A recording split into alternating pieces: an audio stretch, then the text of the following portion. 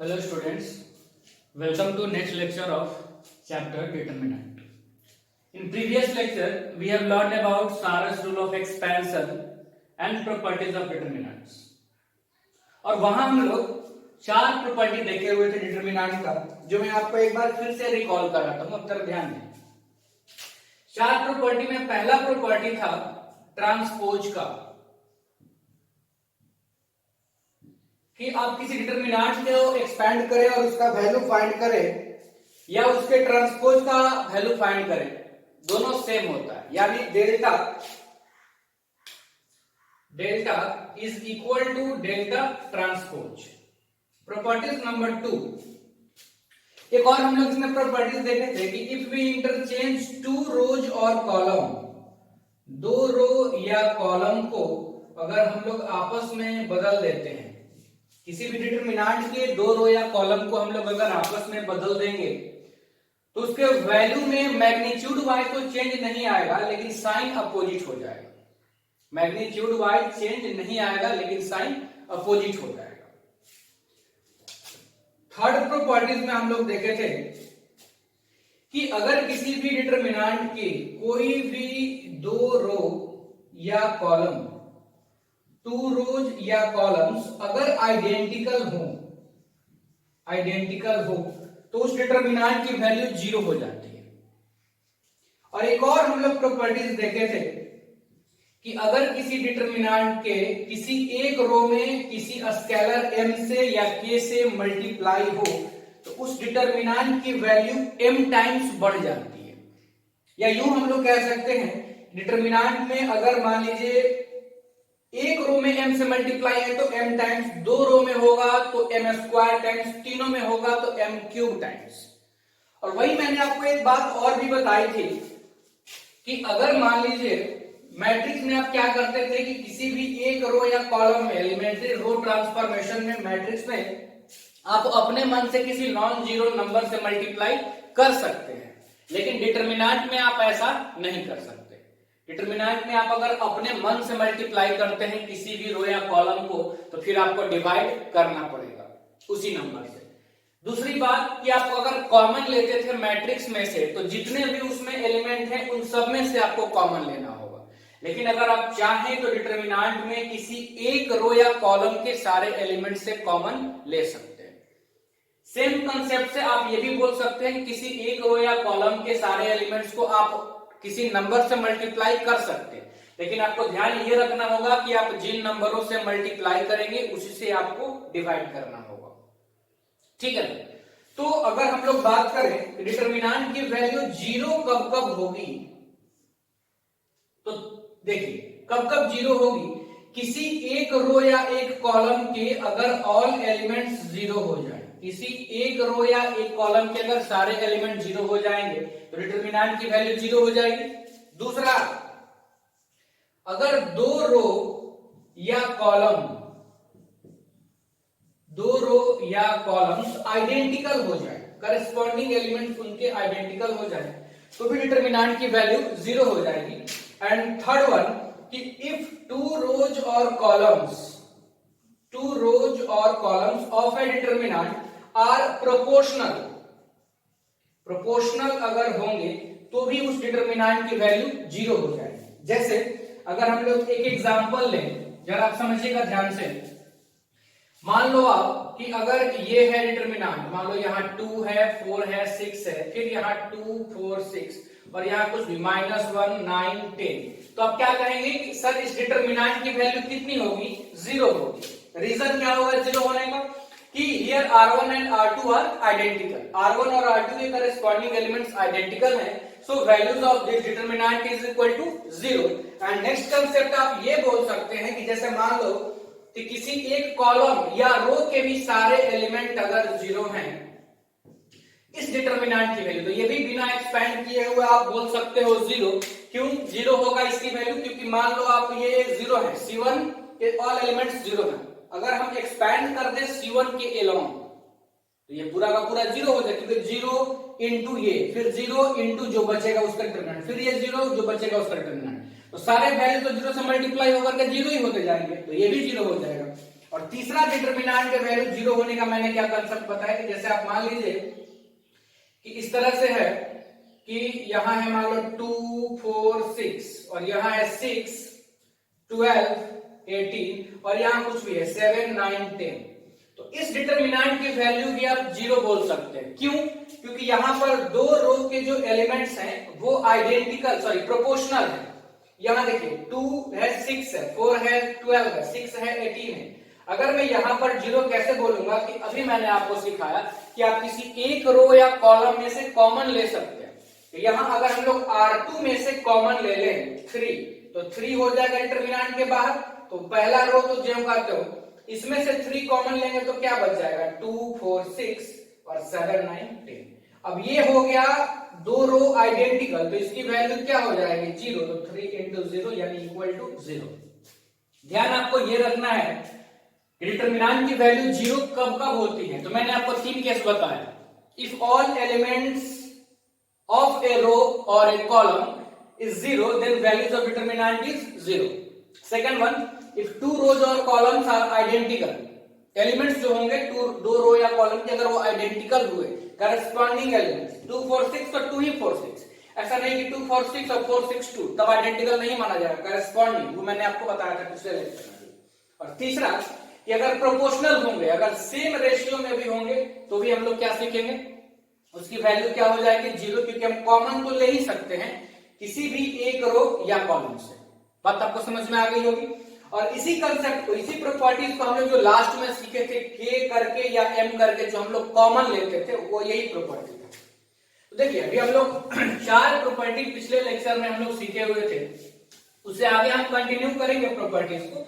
तब तक हम लोग एक दो क्वेश्चन कर लेते हैं। तो एक क्वेश्चन ये मैंने लिखा हुआ है बोर्ड पे, इसमें प्रूफ करना है कि इस डिटरमिनेंट की value a square bc, b square ac और c स्क्वायर ab, इस डिटरमिनेंट की वैल्यू इस डिटरमिनेंट के इक्वल है, ये आपको प्रूफ करना है। चलिए हम लोग स्टार्ट करते हैं। मैं थोड़ा बड़ा लिखने की कोशिश कर रहा हूं क्योंकि कुछ लोगों का कहना था कि सर थोड़ा बड़ा लिखो आप तो ज्यादा क्लियर समझ में आएगा, तो मैं थोड़ा बड़ा लिखता हूं। Let delta is equal to a b c, a square b square c square, bc ac a। देखिए अब आपको ये ध्यान में रखना होगा कि क्या लाना है आपको।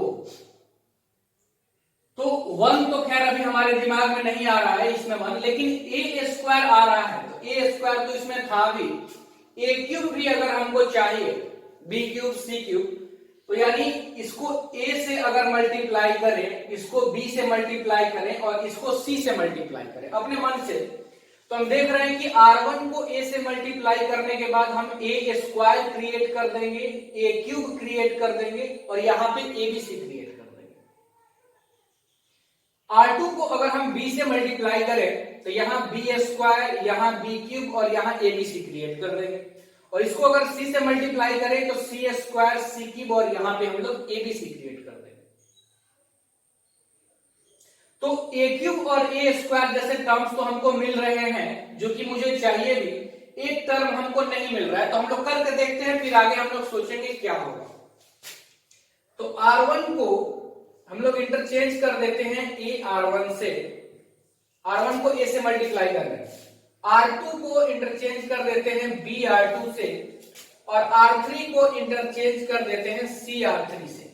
और जैसा कि हम लोग पहले से ही सीखे हुए हैं कि डिटरमिनेंट में किसी भी रो या कॉलम को हम लोग अपने मन से मल्टीप्लाई नहीं कर सकते। डिटरमिनेंट के जगह पे अगर मैट्रिक्स होता तो हम ऐसा कर सकते थे और मुझे डिवाइड करने की जरूरत नहीं पड़ती, लेकिन चूंकि ये डिटरमिनेंट है और हम अपने मन से मल्टीप्लाई कर रहे हैं तो इसलिए मुझे डिवाइड भी करना होगा। तो बाहर हम रखेंगे क्या 1 बाई ए बी सी।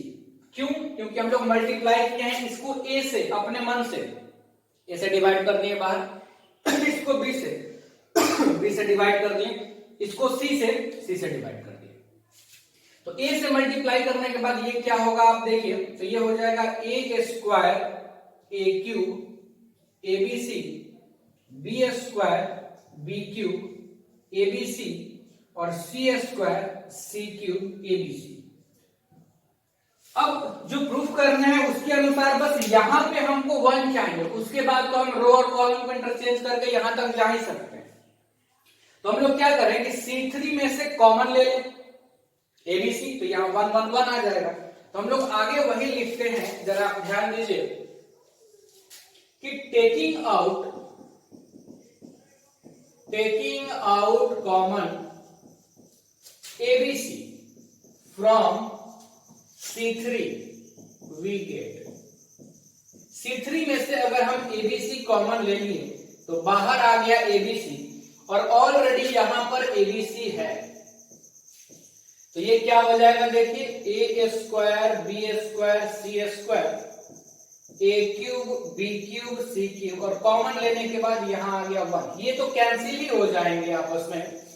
अब हमको जो प्रूफ करना है उसमें देखिए C3 होना चाहिए था C1 के जगह पे, तो हम लोग पहले C3 और C1 को आपस में इंटरचेंज कर देते।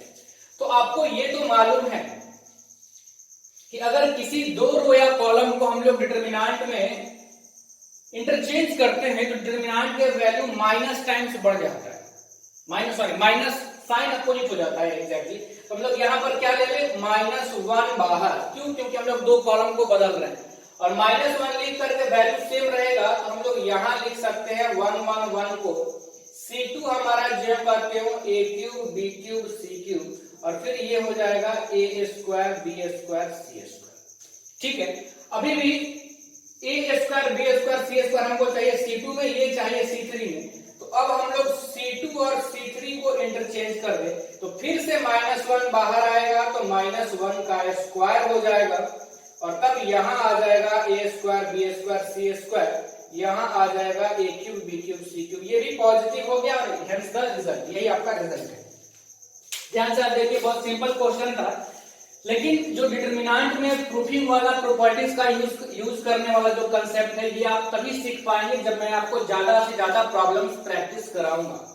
इसमें प्रॉब्लम आपको कराने के बाद ही स्टूडेंट सीख पाते हैं। अभी हम लोग और भी क्वेश्चंस देखेंगे, फिर प्रॉपर्टीज देखेंगे, उसके बाद फिर और भी क्वेश्चंस देखेंगे, ताकि आपका जो भी डाउट रहे वो क्लियर हो जाए और आपको अटेम्प्ट करने का मौका मिले। नहीं तो ऐसे जब तक आप थोड़ा बहुत आइडिया नहीं रहेगा, अटेम्प्ट करने का भी मन नहीं करता स्टूडेंट्स। तो पहले आप देखिए इसको ध्यान से, फिर हम लोग आगे बढ़ते हैं नेक्स्ट क्वेश्चन की तरफ। कोई दिक्कत नहीं होगा मेरे ख्याल से, जो लाना था उसको मैंने क्रिएट किया, क्रिएट करने के बाद हम देखिए कॉमन लेने के बाद वो अपने आप कैंसिल हो जा रहा था। देखिए ध्यान से,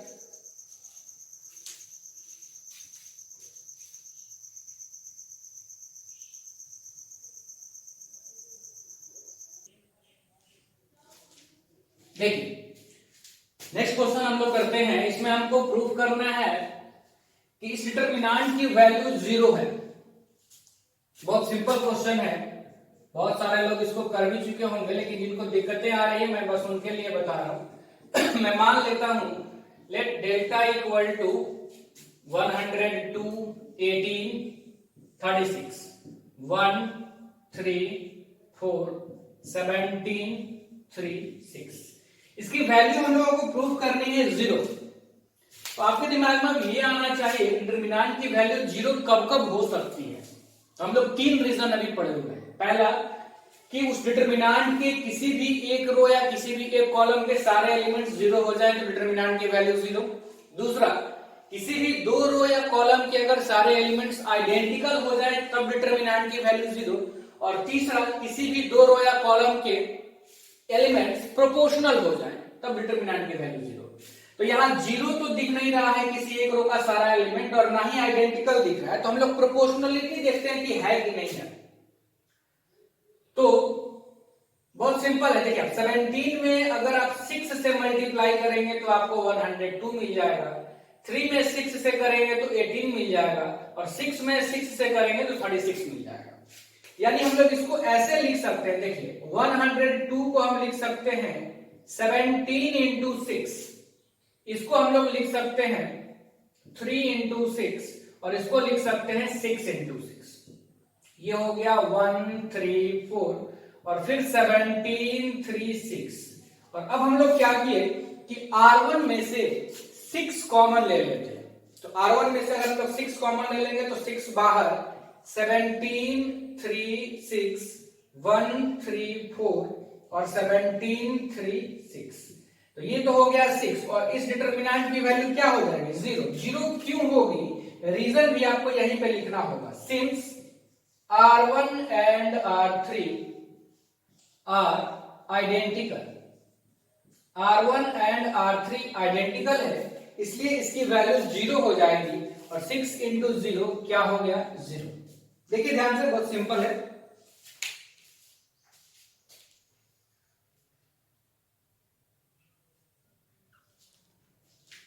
देखिए नेक्स्ट हम लोग सीखते हैं अगला प्रॉपर्टी। 4 प्रॉपर्टी के बाद प्रॉपर्टी नंबर 5 ऑफ डिटरमिनेंट्स।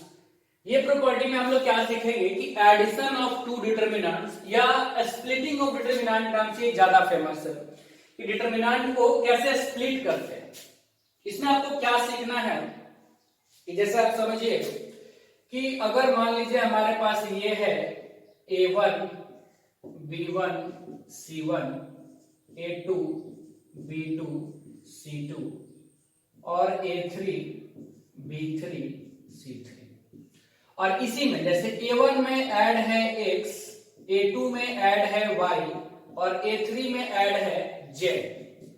इस डिटरमिनेंट को हम लोग क्या लिख सकते हैं? इसकी वैल्यू किसके इक्वल होगी? तो ये प्रॉपर्टी कहता है कि अगर किसी डिटरमिनेंट के किसी एक रो के या किसी एक कॉलम के सारे एलिमेंट्स में दो या दो से ज्यादा टर्म्स एडिशन के फॉर्म में हो तो आप उनको दो अलग अलग डिटरमिनेंट के फॉर्म में लिख सकते हैं। यानी हम लोग इसको कैसे लिख सकते हैं? तो एक्स वाई जेड अभी आप भूल करके पहले ये लिख लो A1 B1 C1 A2 B2 C2 A3 B3 C3 और प्लस अब जो यहां पे बच रहा था, जो एक्स्ट्रा ऐड था ना एक्स वाई जेड, अब उसको हम लोग लिखेंगे यहां पहले कॉलम में एक्स वाई जेड, दूसरा कॉलम जो कहते हो B1 B2 B3 और यहां C1 C2 C3। अब कुछ बच्चों के दिमाग में अगर ये आ रहा है सर अगर मैट्रिक्स की तरह इसको नहीं जोड़ सकते क्या कि A1 प्लस एक्स है तो A1 प्लस एक्स तो ठीक है, लेकिन B1 B1 तो जोड़ने में 2B1 हो जाएगा जबकि यहां तो B1 था। तो वैसा नहीं है, मैट्रिक्स की तरह आप इसको ना समझे। मैट्रिक्स का एडिशन अलग होता है, डिटरमिनेंट का एडिशन या स्प्लिटिंग अलग होता है। डिटरमिनेंट में आप इस तरह से लिख सकते हैं कि A1 प्लस एक्स किसी एक रो या कॉलम के सारे एलिमेंट्स में अगर किसी दूसरे टर्म से यानी उसको दो या दो से ज्यादा टर्म्स में अगर आप एक्सप्रेस कर सकते हैं, डिटरमिनेंट को इस तरह से आप स्प्लिट कर सकते हैं। इन दोनों डिटरमिनेंट की जो वैल्यू आएगी आफ्टर एक्सपैंडिंग, अगर आप उसको ऐड करेंगे तो उस डिटरमिनेंट की वैल्यू इसके इक्वल हो जाएगी। हम लोग देख लेते हैं होगी कि नहीं होगी। चलिए हम लोग क्या करते हैं कि इस डिटरमिनेंट को एक्सपैंड कर लेते हैं। किसके अलोंग? तो C1 के अलोंग। तो C1 के अलोंग अगर हम लोग इसको एक्सपैंड करेंगे तो देखिए क्या होगा कि तो होता साइन कैसा? Plus minus plus. तो पहले तो ये रहेगा A1 प्लस एक्स प्लस में और फिर डिटरमिनेंट में हम लोग लिखेंगे क्या? B2 C2 B3 C3 minus, याद है ना साइंस की में आपको एक्सपैंडिंग का प्लस माइनस प्लस होता है। तो फिर यहां माइनस में क्या आएगा? A2 प्लस y और फिर डिटरमिनेंट में इस रो को और इस कॉलम को हम लोग छोड़ेंगे तो बचेगा B1 C1 B3 C3 और फिर प्लस का A3 प्लस Z। ये रो और ये कॉलम हम लोग छोड़ेंगे, क्या मिलेगा? B1 C1 B2 C2। हमको ये हम कोशिश कर रहे हैं यहां पे शो करने की कि इस डिटरमिनेंट की वैल्यू इन दोनों के सम के इक्वल होगी। अब जरा ये देखो कि ये वैल्यू चाहे जो भी आएगा वो एक बार A1 से मल्टीप्लाई होगा और एक बार X से मल्टीप्लाई होगा। तो हम यहां इस वाले को ऐसे लिखते हैं, देखिए A1 into B2 C2 B3 C3, फिर यहां से अभी X वाले को रहने देते हैं, फिर A2 वाले को लिखते हैं minus A2 determinant of B1 C1 B3 C3 और फिर यहां से A3 वाले को ले लेते हैं, तो plus A3 determinant of B1 C1 B2 C2 और ये हमारा एक पार्ट हो गया डिटरमिनेंट वाले को। अब कौन कौन बच रहा है कि इसका मल्टीप्लिकेशन x के साथ, इसका मल्टीप्लिकेशन y के साथ और उसका मल्टीप्लिकेशन z के साथ। आप समझ चुके होंगे अब तक कि मैं क्या कहना चाह रहा हूं। तो हम लोग लिख सकते हैं प्लस x इंटू ये डिटरमिनेंट यानी x into determinant of B2 C2 B3 C3, फिर यहां तो माइनस ही रहेगा ना, माइनस का y determinant of B1 C1 B3 C3 और फिर प्लस का z determinant of B1 C1 B2 C2। तो आप देखिए इस डिटरमिनेंट का एक्सपेंशन इसके इक्वल होगा, इसका एक्सपेंशन है तो ये और इसका एक्सपेंशन ये है, तो हम लोग ऐसा लिख सकते हैं। तो बस आपको मेन प्रॉपर्टी ध्यान में रखना है कि अगर किसी एक टर्म में एक रो या एक कॉलम के सारे एलिमेंट्स में दो या दो से ज्यादा टर्म्स अगर सम या डिफरेंस के रूप में हो तो हम लोग उसको इस तरह से स्प्लिट कर सकते हैं।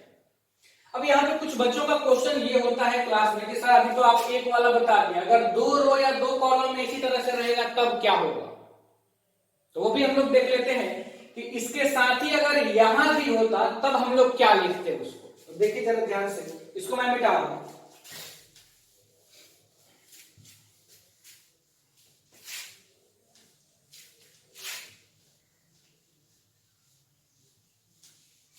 देखिए जैसे मान लो आप कि इस बार इस तरह से हो determinant A1 plus x A2 plus y A3 plus z और यहां हो B1 plus p B2 plus q B3 plus r और यहां यही हो C1 C2 C3।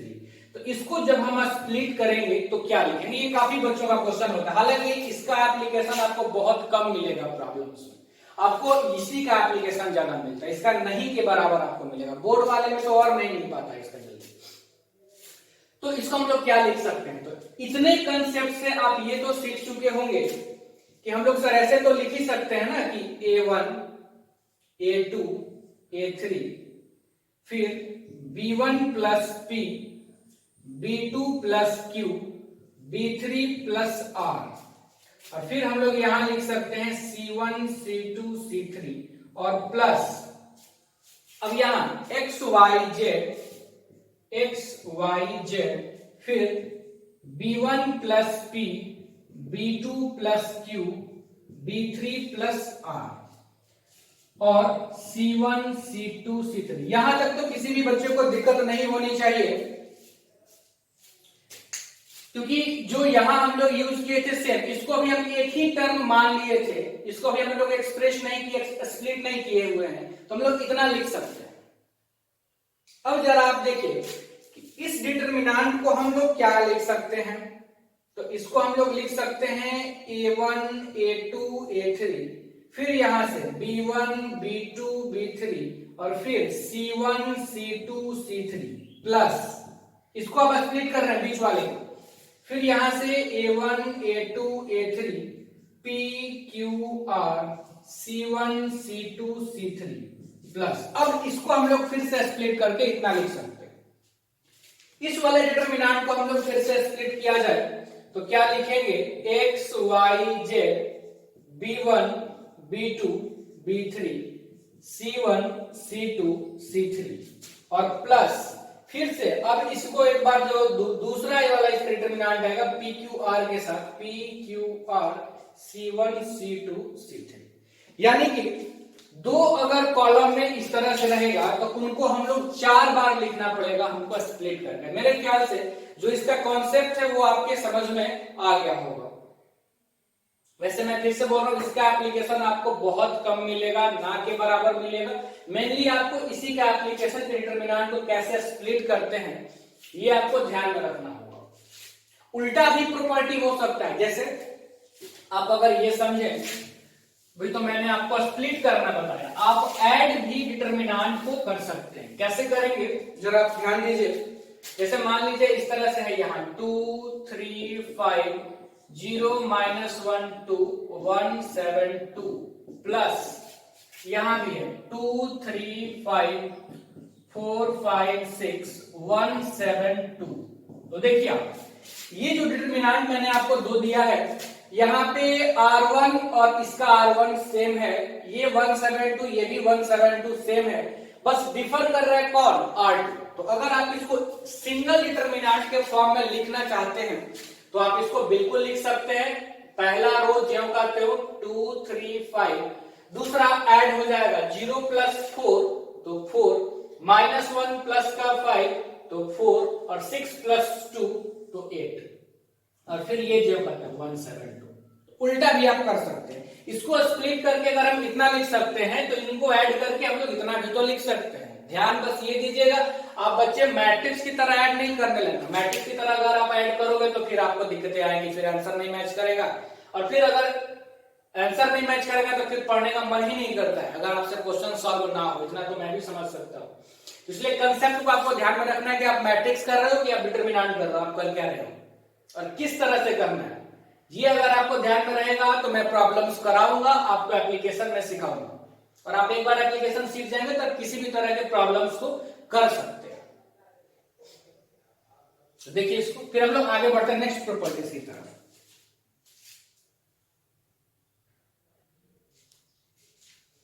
देखिए नेक्स्ट प्रॉपर्टीज हमारा प्रॉपर्टी नंबर 6। इसमें ऑपरेशन ऑफ द टाइप क्या होता है, ये कि इस तरह का ऑपरेशन जो कि आपके लिए नया नहीं है, ये हम लोग मैट्रिक्स में भी कर चुके हैं। Operation of the type ith row change हो जाएगा, ith row plus some constant into another row, या इसी तरह का ऑपरेशन अगर हम कॉलम में, यानी ऐसा ऑपरेशन अगर हम डिटरमिनेंट में करते हैं तो वो वैल्यू में कोई चेंज नहीं आएगा डिटरमिनेंट का, यानी कि आप डिटरमिनेंट में इस तरह का ऑपरेशन कर सकते हैं। तो हम लोग देख लेते हैं कि एग्जांपल लेकर के कि ये ऑपरेशन करने से डिटरमिनेंट के वैल्यू में कोई फर्क पड़ता है कि नहीं पड़ता है। ठीक है, तो देखिए हम लोग मान लेते हैं कि लेट डेल्टा इक्वल टू एक हम डिटरमिनेंट ले लेते हैं a1 b1 c1 a2 b2 c2 a3 b3 c3, ये एक डिटरमिनेंट हम लोग ले लिए। हम लोग को करना क्या है कि इस तरह का ऑपरेशन इसमें यूज करना है और ये देखना है कि क्या वैल्यू में फर्क आ रहा है कि नहीं आ रहा है, यानी वो वैल्यू डेल्टा के ही इक्वल है कि नहीं है। तो हम क्या किए कि इसमें इंटरचेंज कर दिए, जैसे R1 को ही मान लीजिए हम बदल दिए कि R1 plus k into R2। R1 को किससे बदल दिए, R2 में k से मल्टीप्लाई करके R1 में जोड़ दिए, और मान लेते हैं उसको कि वो जब डिटरमिनेंट नया आया वो डेल्टा के इक्वल नहीं आया, तो इसीलिए हम उसको डेल्टा 1 लिख दिए। तो देखिए R1 का पहला एलिमेंट, ये आपको मैट्रिक्स में ही समझ में आ गया होगा कि A1 बदल जाएगा A1 plus k into A2, तो यहां हम लिखेंगे A1 plus k A2। Same R1 का दूसरा एलिमेंट k से मल्टीप्लाई करके B1 में जोड़ देना है, तो B1 प्लस k B2, और यहाँ पे C1 प्लस k C2।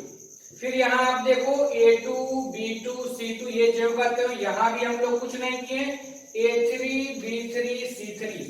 और अब इससे आगे देखिए यहाँ पर हुआ क्या है, जो इससे प्रीवियस प्रॉपर्टी था उसमें तो हम लोग यही चीज तो सीखे थे, डिटरमिनेंट को स्प्लिट करना। तो हम लोग स्प्लिटिंग करके डिटरमिनेंट को इतना लिख सकते हैं ना, A1 B1 C1 A2 B2 C2 और A3 B3 C3 plus determinant of, अब जो दूसरा टर्म था सम का क्या था, k A2 plus k B2, और यहाँ क्या आ जाएगा k C2। ये आपको बिल्कुल समझ में आ रहा होगा क्योंकि प्रीवियस प्रॉपर्टी में हम लोग यही सीखे थे, स्प्लिटिंग ऑफ डिटरमिनेंट। यहाँ पे A2 B2 C2 और यहाँ पे A3 B3 C3।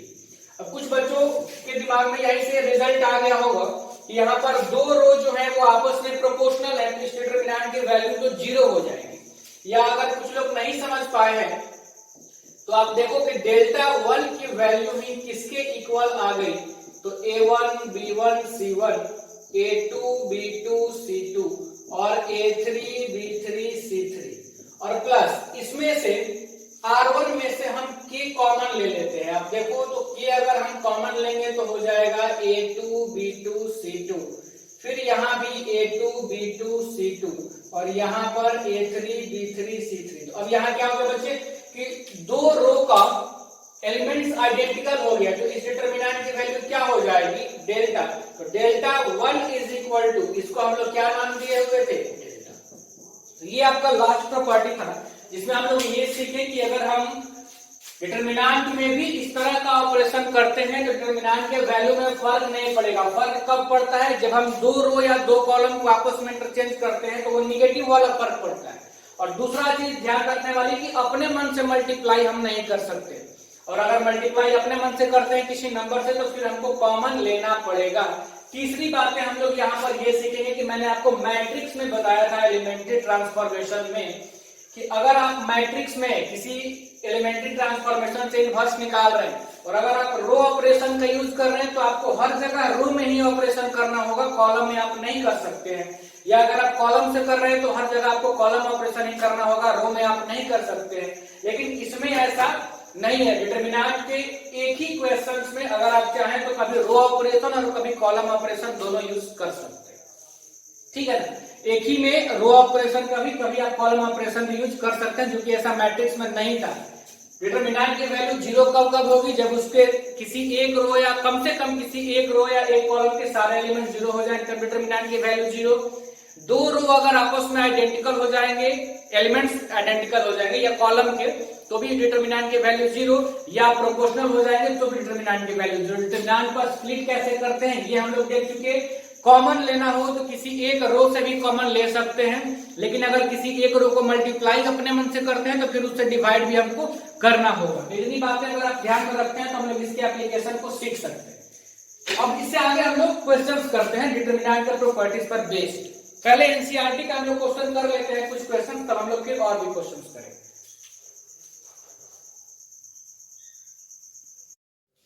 देखिए एनसीईआरटी के हम लोग कुछ क्वेश्चंस करते हैं। पहला 4 क्वेश्चन हम लिखे हुए हैं। क्वेश्चन में आपसे कहा जा रहा है कि using properties of determinants and without expanding, आपको डिटरमिनेंट का प्रॉपर्टीज यूज करना है लेकिन एक्सपेंड नहीं करना है।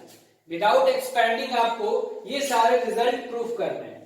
पहले में भी आपको डिटरमिनेंट की वैल्यू जीरो प्रूफ करनी है, दूसरे में भी जीरो प्रूफ करनी है, तीसरे में भी जीरो और चौथे में भी जीरो। और डिटरमिनेंट की वैल्यू जीरो कब होती है ये आप बहुत अच्छे तरीके से जानते हैं। मैं बार बार उस बात को रिपीट कर रहा हूं। डिटरमिनेंट की वैल्यू जीरो 3 केस, कम से कम किसी एक रो या एक कॉलम के सारे element zero, then value determinant is zero. Second one, if two rows और कॉलम्स, दो रो या कॉलम्स आइडेंटिकल हो जाए, यानी करस्पॉन्डिंग एलिमेंट्स अगर उनके आइडेंटिकल हो जाए तो डिटरमिनेंट की वैल्यू जीरो। और तीसरा केस कि अगर किसी दो रो या दो कॉलम के एलिमेंट्स प्रोपोर्शनल भी हो जाएं तो भी डिटरमिनेंट की वैल्यू जीरो। तो अगर हम लोगों को इन चारों ही क्वेश्चंस में डिटरमिनेंट की वैल्यू जीरो प्रूफ करनी है तो ये तो क्लियर है कि हमको वही 3 में से किसी भी कॉन्सेप्ट को यहाँ पे यूज करना होगा। तो चलिए हम लोग पहला से स्टार्ट करते हैं प्रूफ करना, और मान लेते हैं कि let delta is equal to x y z a b c और x plus a y plus b z plus c. अब ये देखने के साथ ही कुछ बच्चों के दिमाग में ये तो जरूर आएगा कि सर यहाँ पर एक ही कॉलम में दो या दो से ज्यादा टर्म्स सम के रूप में है, तो इनको हम एक्सप्रेस कर सकते हैं अलग अलग। प्रॉपर्टी नंबर 5 जो अभी आप सीखे हैं उससे हम लोग यहाँ पर क्या लिख सकते हैं, x y z a b c, और इसमें पहले एक बार हो जाएगा एक्स वाई जेड और फिर प्लस, स्प्लिट कर रहे हैं डिटरमिनेंट को हम, x y z a b c और फिर यहाँ क्या आ जाएगा ए बी सी। इस डिटरमिनेंट की वैल्यू कितनी हो जाएगी, जीरो। क्यों जीरो, क्योंकि C1 and C3 are identical, since C1 and C3 are identical. Plus इस डिटरमिनेंट की वैल्यू भी जीरो, क्यों, क्योंकि C2 and C3 are identical. Okay, answer 0 + 0 0। चलिए मान लेते हैं कि कुछ बच्चों के दिमाग में ये नहीं आया कंसेप्ट कि इसको स्प्लिट करने का, लेकिन हालांकि पहली बार तो वही आएगा, लेकिन फिर भी इतना तो दिमाग में है ना कि दो रो को अगर हम आइडेंटिकल दिखा दें कॉलम को तो भी हमारा काम बन जाएगा। प्रोपोर्शनल तो ऐसा कुछ लग नहीं रहा है तो आइडेंटिकल दिखा देते हैं। तो उसके लिए हम क्या करते हैं कि चलिए C1 को बदल देते हैं। कैसे? C1 प्लस C2 से। ऐसा आप कर सकते हैं और ऐसा करने से डिटरमिनेंट के वैल्यू में फर्क नहीं पड़ता है, ये हम लोग अभी सीखे हुए थे। देखिए रो में हम क्यों नहीं ऐड कर रहे, क्योंकि रो में हम ऐड करेंगे तो हो जाएगा x plus y a plus b, x plus y plus a plus b. लेकिन अगर हम कॉलम्स को ऐड करेंगे तो x plus a y plus b z plus c, जो कि हमारा यहाँ पे है। तो ये आपको ध्यान में रख के ऑपरेशन करना होगा कि रो में करना है कि कॉलम में करना है। और एक ही क्वेश्चंस में आप रो और कॉलम दोनों का भी कर सकते हैं अलग अलग स्टेप्स में। तो C1 को बदल देना है और C1 के जगह पे लिखना है C1 और C2 को ऐड करके। तो क्या हो जाएगा ये x plus a y plus b z plus c, फिर यहाँ a b c और यहाँ x plus a y plus b z plus c. फिर से आप देखिए आइडेंटिकल हो गया, वैल्यू 0। या आप चाहते तो C2 को भी बदल सकते थे C2 प्लस C1 से, तो यहां आ जाता है x plus a y plus b z plus c, तो भी 0। या आप C3 में से C2 को घटा देंगे और C3 की जगह पे ही लिखेंगे, तो यहाँ a घट जाएगा, b घट जाएगा, c, तो बचता x y z, तो भी आइडेंटिकल 0। या आप C3 में से C1 को घटा देते तो भी वैल्यू 0। तो बहुत सारे तरीके हो सकते हैं। ये आपको समझ में आ गया होगा। हम लोग बढ़ते हैं नेक्स्ट क्वेश्चन की तरफ।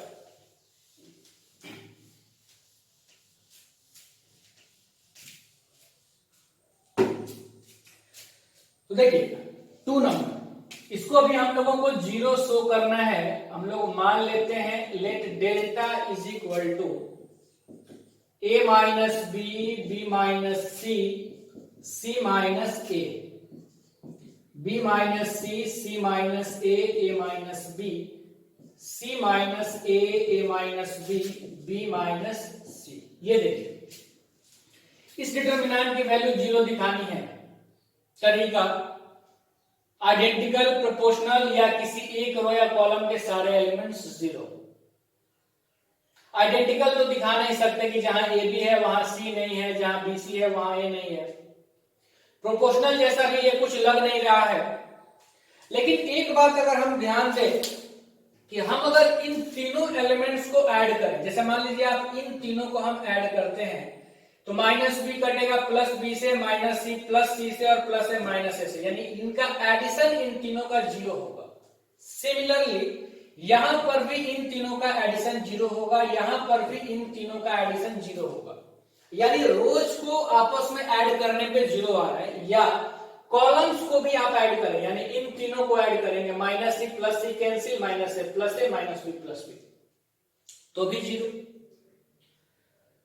तो रो वाले भी ऐड करने पे 0 आ रहे हैं, कॉलम भी। तो हम दोनों में से कोई भी ऑपरेशन कर सकते हैं, यानी कि R1 को बदल दिया जाए R1 plus R2 plus R3 से, या आप R2 को भी बदल सकते हैं R2 plus R1 plus R3 से, या R3 को भी बदल सकते हैं R3 plus R2 plus R1 से, या C1 को बदल सकते हैं C1 plus C2 plus C3 से, या C2 को या C3 को, किसी को भी आप बदल सकते हैं। हम लोग इसमें अप्लाई करते हैं, R1 को इंटरचेंज कर देते हैं R1 plus R2 plus R3 से। अब कुछ बच्चे कहेंगे सर तीनों रो में आप एक ही बार कर रहे हैं, तो अगर आप नहीं भी करना चाहते हैं तो आप पहले 2 को ऐड कर लीजिए और फिर एक अगले स्टेप में आप तीसरा ऐड करेंगे तो 0 आ ही जाएगा। तो आप उससे अच्छा है कि ये भी ध्यान रख लीजिए कि हम तीनों में भी कर ही सकते हैं, एक ही साथ तीनों को ऐड कर सकते हैं। और ऐसा हम इसलिए कर रहे हैं क्योंकि तीनों को ऐड करने पे एलिमेंट 0 हो जा रहा है। उसके बाद ध्यान देने वाली बात, कुछ बच्चे लिखते हैं कि ऑपरेशन मैं रो में कर रहा हूं लेकिन वो करते हैं कॉलम में। कुछ बच्चे लिखते हैं कॉलम में और करते हैं रो में। तो इससे भी आपको थोड़ा बचना होगा, ठीक है ना। तो ध्यान से आपको करना होगा। रो 1 आपका ये है तो ऑपरेशन में ये लिखते हैं और यहां पे लिख देते हैं वो 0 0 0। इससे थोड़ा सा बचिए। तो इनके जगह पे लिखना, जैसे R1 का पहला एलिमेंट a माइनस बी बदल जाएगा a minus b plus b minus c plus c minus a से। तो क्या हो जाएगा, तीनों ऐड होकर के 0। फिर इन तीनों को ऐड करके यहां लिखना है, R1 में लिखना है आपको। तो इन तीनों को आप ऐड करेंगे, minus c plus c, minus ए प्लस ए, माइनस बी प्लस बी, क्या 0। सेम कॉन्सेप्ट से अगर आप इनको ऐड करें तो 0। फिर यहां हो गया b minus c, c minus a minus B, फिर c minus a minus B minus c, और इसकी वैल्यू क्या आ गई 0। विदाउट एक्सपेंडिंग, हम लोग एक्सपेंड कर भी नहीं रहे। क्यों 0 लिखेंगे, since all elements of R1 are 0। आप चाहते तो इसमें ये भी ऑपरेशन कर सकते थे कि C1 को बदल दिए C1 प्लस C2, तो यहां पे तीनों 0 आ जाता। हाँ, ये कोई जरूरी नहीं है कि सारे क्वेश्चंस में रो करेंगे तो भी आएगा, कॉलम में करेंगे तो भी आएगा। हाँ, कुछ क्वेश्चंस आपको ऐसा मिल सकते हैं कि दोनों ऑपरेशन काम करता है। कुछ ऐसे भी मिलेंगे जहां सिर्फ रो ऑपरेशन करेंगे आप, तभी फायदा होगा। कुछ ऐसे भी मिलेंगे जहां आप कॉलम करेंगे, या कुछ ऐसा भी होता है जिसमें दोनों भी करना पड़ता है, कहीं पे रो कहीं पे कॉलम्स। तो आप ध्यान रखिए। तो यहां 2 क्वेश्चन हम लोग कर चुके हैं। देखिए आगे थर्ड क्वेश्चन की तरफ हम लोग चलते हैं।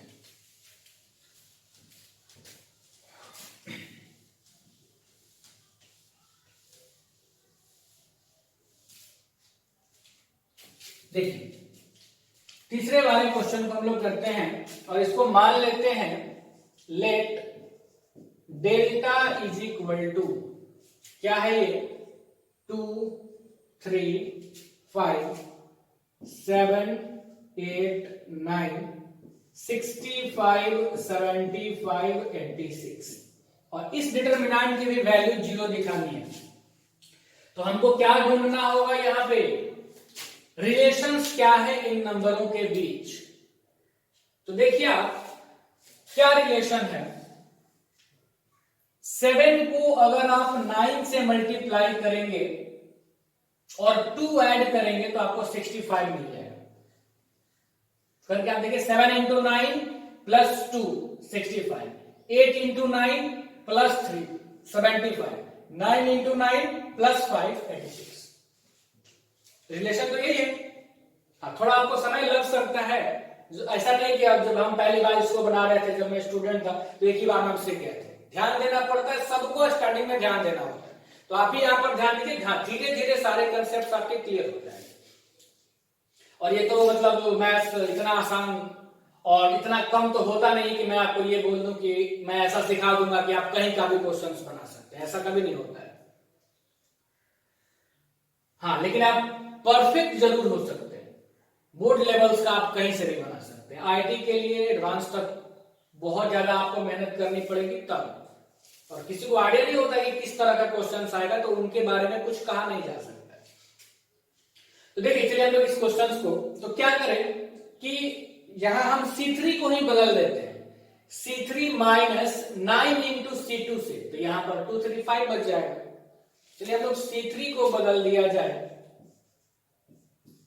C3 माइनस 9 इंटू C2, तो क्या हो जाएगा ये 2 3 5, फिर यहां 7 8 9। देखिए 65 बदल जाएगा, 65 माइनस 9 इंटू 7, तो क्या बचेगा 9 इंटू 7 63, तो 65 माइनस 63 तो 2। 75 बदल जाएगा, 75 और इस 9 से मल्टीप्लाई तो 72, तो बचेगा 3। 9 से मल्टीप्लाई 81, माइनस करेंगे तो 5, और इसकी वैल्यू क्या हो जाएगी 0। क्यों 0? क्योंकि C1 and C3 are identical, इसलिए इस डिटरमिनेंट की वैल्यू 0। बहुत सिंपल है, कोशिश आप करते रहेंगे। इस तरह का मैं क्वेश्चंस आपको ज्यादा कराऊंगा, क्योंकि मैंने पहले भी बताया था कि इसमें आप तभी सीख सकते हैं जब मैं ज्यादा से ज्यादा क्वेश्चंस कराऊंगा। कुछ कॉन्सेप्ट या क्वेश्चंस ऐसे भी होते हैं कि एक आध क्वेश्चन बताने पर ही स्टूडेंट सीख जाता है, इसमें थोड़ा सा समय आपको देना होगा।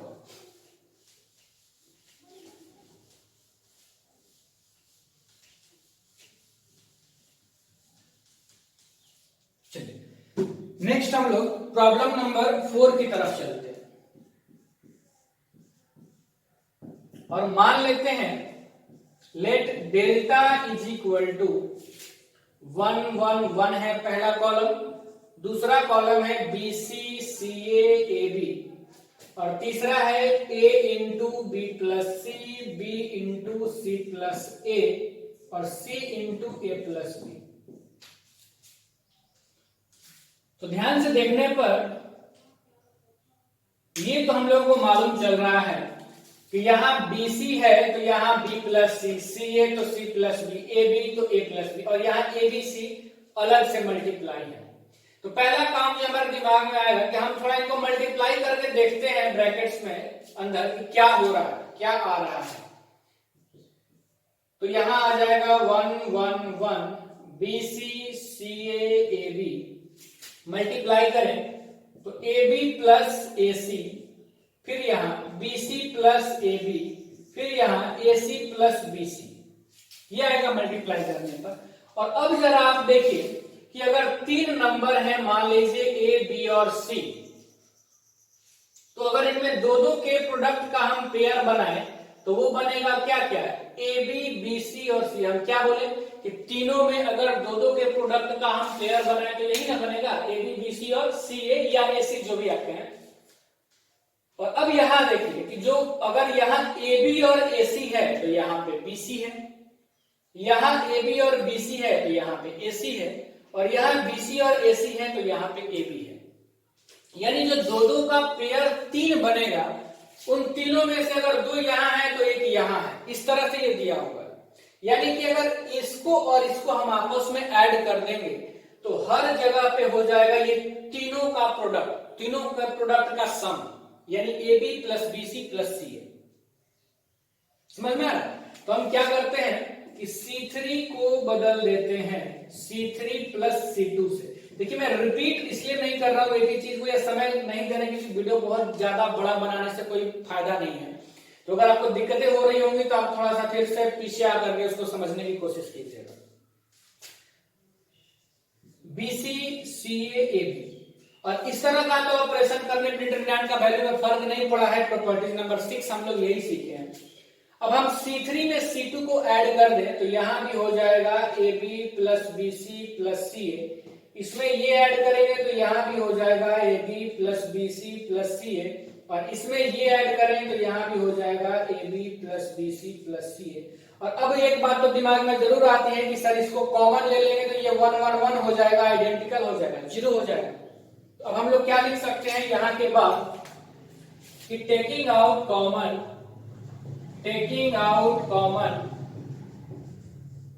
AB plus BC plus CA from C3 we get क्या आ जाएगा, AB plus BC plus CA। तो यहां 1 1 1, यहां पे आ जाएगा BC CA AB, और फिर से यहां 1 1 1, तो AB plus BC plus CA into 0, तो क्या आ गया 0। बहुत सिंपल है, आप इसको खुद से करेंगे ना, ऐसा नहीं कि बस आप ये समझने लगेगा कि आप ही कर दिए हैं। इन सारे क्वेश्चंस को आप खुद से फिर से करेंगे तब आपको कंसेप्ट क्लियर होगा। ठीक है, देखिए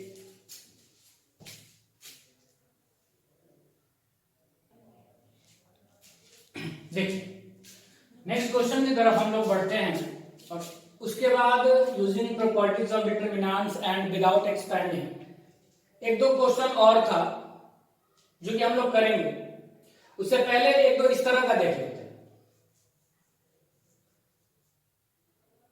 इसमें है using properties of determinants so that, ऐसा नहीं कहा जा रहा है कि विदाउट एक्सपेंडिंग, यानी आप एक्सपेंड कर सकते हैं लेकिन आपको प्रॉपर्टीज का यूज करना है, और तब इस डिटरमिनेंट की वैल्यू ये होगी, ये आपको शो करना है।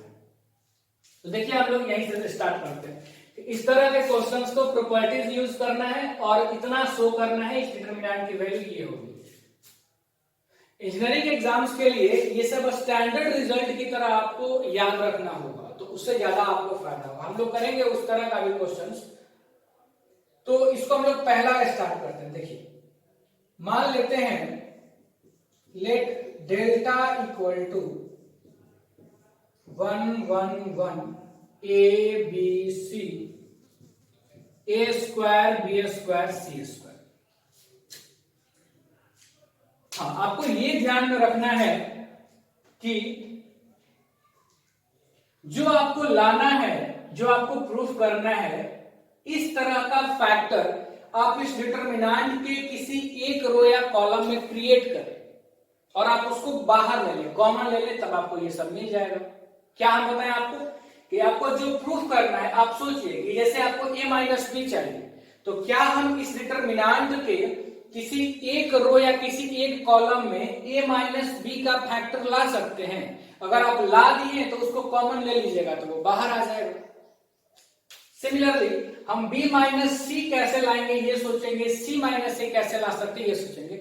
जो आएगा आएगा, बाद में एक्सपेंड कर देंगे। तो पहले प्रॉपर्टी, चलिए हम लोग पहले देखते हैं a माइनस बी कैसे आएगा किसी एक रो के सारे टर्म्स में जहां से हम इसको कॉमन ले सकें।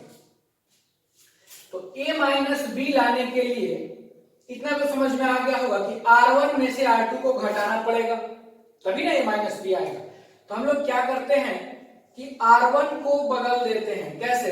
R1 minus R2। फिर से क्या सुनिएगा, जो लाना है वो कैसे आएगा किसी एक रो कॉलम में, वो हम लोग कोशिश करेंगे। देखिए, तो R1 में से R2, तो 1 में से 1 हम लोग सब्ट्रैक्ट करेंगे और R1 के जगह पे ही लिखना है। तो यहां क्या आ जाएगा? 0 a माइनस बी, R1 में से R2 घटा दिए, यहां a square minus b square, फिर यहां 1 b बी स्क्वायर, इसमें कुछ नहीं किए थे, 1 c सी स्क्वायर, इसमें भी कुछ नहीं किए थे, और फिर a माइनस बी देखिए R1 में से हम कॉमन ले सकते हैं। क्यों? क्योंकि यहां से a माइनस बी और a square minus b square को हम लोग लिख सकते हैं a minus b into a plus b, तो कॉमन आ जाएगा। और 0 में से तो हम कुछ भी कॉमन ले सकते हैं। अगर हम चाहें तो 0 को ऐसा नहीं लिख सकते हैं 0 इंटू ए माइनस बी, तो ए माइनस बी हम कॉमन ले लेंगे वहां से। एक काम हमारा हो गया। b माइनस सी के बारे में हम सोचते हैं। तो अब आपको ये समझ में आ रहा होगा कि सर अगर R2 में से हम लोग R3 को सब्ट्रैक्ट कर दें तो b माइनस सी हम क्रिएट कर सकते हैं। तो दूसरा ऑपरेशन हम वही करते हैं कि R2 को बदल देते हैं R2 माइनस R3 से। तो देखिए क्या हो जाएगा, 0 को आप उतना भी लिख सकते हैं अगर आपको समझ में नहीं आ रहा होगा, a माइनस बी, और a square minus b square को हम लोग लिख सकते हैं a minus b into a plus B.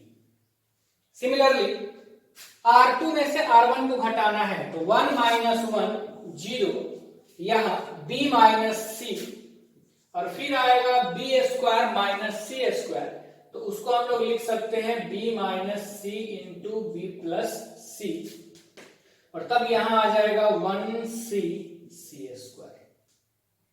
ठीक है ना? अब मैंने आपको बताया था कि जो चाहिए आप उसको कॉमन ले लीजिए। तो हम लोग कॉमन ले लेते हैं। क्या लिखेंगे कि taking out common a minus b and b minus c from R1 and R2 respectively, we get. Common ले लेते हैं R1 से a माइनस बी, R2 से b माइनस सी, तो बाहर आ जाएगा a minus b into b minus c, और तब क्या बचेगा 0 1 a प्लस बी, यहां से b माइनस सी कॉमन लेंगे तो 0 1 b प्लस सी, और ये 1 c सी स्क्वायर। अब यहां के बाद अगर आपको आगे समझ में नहीं आए तो आप एक्सपैंड भी कर सकते हैं। ठीक है ना? यहां के बाद आप एक्सपैंड कर देंगे। हाँ, और एक्सपैंड करने के लिए ये हम ध्यान में रखेंगे कि हम उस रो या कॉलम को लोग एक्सपैंड करते हैं जिसमें नंबर ऑफ जीरोज ज्यादा हो, ताकि हमारा कैलकुलेशंस इजी हो। तो हम किसके लोग एक्सपैंड करेंगे? C1 के लोग। और विदाउट एक्सपैंडिंग भी जब आप थोड़ा और क्वेश्चन करेंगे तो एक दो काम हम लोग इसमें और कर सकते हैं। तो हम लोग दोनों तरीके से देख लेते हैं। तो अगर हम यहां से लिख दें एक्सपैंडिंग अलोंग, क्योंकि इसमें ऐसा नहीं था कि विदाउट एक्सपैंडिंग, आप ध्यान दीजिएगा, जहां विदाउट एक्सपैंडिंग लिखे वहीं पे आपको एक्सपैंड नहीं करना होगा। जहां पर सिर्फ ये लिखे यूजिंग प्रॉपर्टीज ऑफ डिटरमिनेंट्स तो जो आपको प्रूव करना हो उस तरह का फैक्टर्स आप क्रिएट कर लीजिए जितना तक आपसे हो सके, और उसके बाद आप एक्सपैंड कर दीजिए। Expanding along C1 we get, तो C1 में क्या होता है प्लस माइनस प्लस, और आपको ध्यान होगा कि जीरो वाला तो हम लोग लिखते ही नहीं है क्योंकि जीरो हो जाता है। तो A minus b, b minus c, और फिर ये 1, और डिटरमिनेंट में क्या हो जाएगा, ये रो और ये कॉलम छोड़ देंगे, 1 A plus b, 1 B plus c. तो ये कितना आ गया देखिए आप, A minus b, b minus c, और ये 1 से B प्लस सी, तो B प्लस सी, और ये 1 था तो हम नहीं लिखे हैं, माइनस A माइनस बी। तो आप यहां देखिए minus b plus b cut जाएगा, और C माइनस ए जो कि आपको लाना था वो आपका आंसर आ चुका है। ठीक है, आप एक्सपेंड कर दीजिए वहां से। ये तो पहली बात है। या आप अगर इसको एक्सपेंड वहां से नहीं करते हैं और आप ये कोशिश करेंगे कि C माइनस ए को क्रिएट किया जाए, तो वो भी हम लोग देख लेते हैं। यहां तक आप लिख लीजिएगा, और यहां के बाद हम कोशिश करते हैं C माइनस ए क्रिएट करने की। तो C माइनस ए कैसे आएगा देखिए आपकी, अगर R2 में से R1 को घटा दे हम लोग, तो 0 में से 0 घटेगा तो यहाँ 0, 1 में से 1 घटेगा तो यहाँ 0, और इसमें से ये घटेगा तो B भी कैंसिल हो जाएगा, C माइनस ए हमारा आ जाएगा। यानी अब हम लोग यहाँ पे ऑपरेशन क्या कर रहे हैं कि R2 को बदल दें R2 माइनस R1 से, तो क्या आ जाएगा, A minus b, b minus c, R1 जो कहते हो 0 1 A प्लस बी, R2 में से R1 घटाइए, 0 में से 0 घटाएंगे आ गया 0, 1 में से 1 घटाएंगे 0, B प्लस C में से A प्लस B घटाएंगे तो B भी कैंसिल, क्या आ जाएगा C माइनस A, और ये जो कहते हो 1C C स्क्वायर। और अब आपको C माइनस A चाहिए था बाहर, तो आप कॉमन ले लीजिए, तो हम लिखेंगे taking out common C minus A from R2 we get, तो बाहर क्या आ गया बच्चे, A minus b, b minus c, C minus A, और determinant of 0 1 A plus b, 0 0 1 1 C C square. अब आप इसके अलावा जब एक्सपैंड करेंगे तो ये और ये खत्म हो जाएगा, देखिए ये 1 बचेगा और ये तो 0 ही, डिटरमिनेंट की वैल्यू 1 आ जाएगी, तो आपको रिजल्ट मिल गया। अब इसके बाद बस आपको करना ये है कि एक्सपेंडिंग अलोंग C1 आपको कर लेना है, आंसर आपका आ जाएगा। देखिए जरूरी नहीं कि आप ये भी करेंगे, इसलिए हम आपको वहां से भी एक्सपेंड करके बता दिए। कुछ हद तक आप प्रॉब्लम्स को इजी कर लीजिए और उसके बाद आप एक्सपेंड कर लीजिए, आंसर आपको सेम आएगा, मार्क्स आपको फुल मिलेगा। हाँ, लेकिन ये नहीं कि प्रॉपर्टी यूज ही नहीं किए एक ही बार में, तो जितना ज्यादा प्रॉपर्टीज आप यूज करेंगे इस क्वेश्चन का सॉल्यूशन आपका उतना बेहतर माना जाएगा, जितना ज्यादा आप प्रॉपर्टीज को यूज करते हैं। और ऐसा नहीं है, ये बोर्ड लेवल के लिए बहुत आसान होता है, बस इसमें थोड़ा आपको ध्यान देना होगा, एप्लीकेशन सीखना होगा। जरूरी नहीं कि सारी चीजें सेम मेहनत से ही पाई जा सकती है। जैसे मान लीजिए साइकिल चलाने जब आप सीख रहे होंगे तो हो सकता है थोड़ा ज्यादा टाइम आपको लगा होगा कंपेयर टू बाइक। बाइक जो जल्दी सीख जाते हैं जिनको साइकिल चलाने अच्छे से आती है। तो हर काम को सीखने में सेम मेहनत की आवश्यकता नहीं होती है, किसी में ज्यादा लगता है, किसी में कम समय लगता है, किसी में ज्यादा मेहनत लगता है, किसी में कम मेहनत लगता है, लेकिन सीख जरूर जाते हैं आप। कब? जब आप मेहनत करेंगे। तो ईमानदारी से मेहनत आप जरूर कीजिएगा। हम लोग इसको भी करते हैं और जो बचे हुए क्वेश्चंस उसको भी हम लोग